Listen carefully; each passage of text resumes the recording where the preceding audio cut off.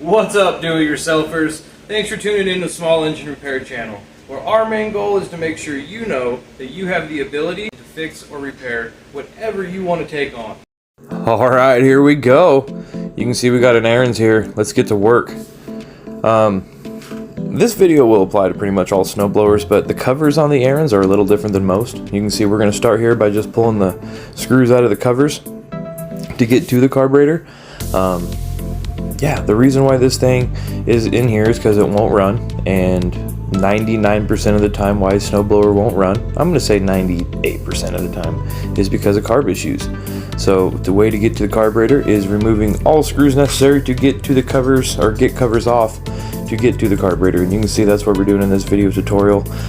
It won't be identical to the one you're probably working on, but if you're having trouble with yours, leave it in the comments and I'll work on it eventually this year, or probably pretty quick, to be honest with you, and we'll make a video about that one if needed. So we're pulling screws. You can see here the cover didn't come off immediately, so we're going to pull the muffler guard as well, or the muffler cover, the heat shroud.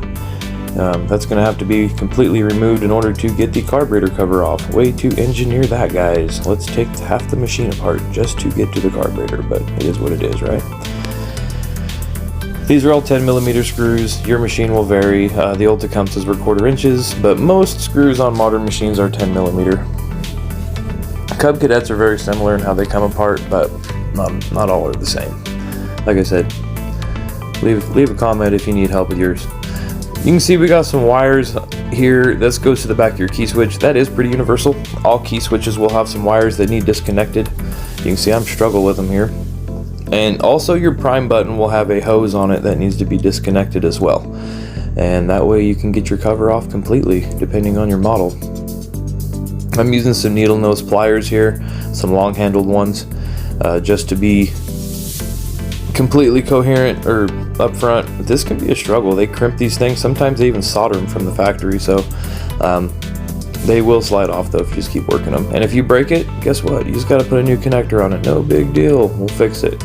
So we're going to keep disassembling. As you can see, we have 35 more covers to take off, and somebody's already been in here. It looks like our fuel line clamp is loose, so that's okay though. We're going to make it all right.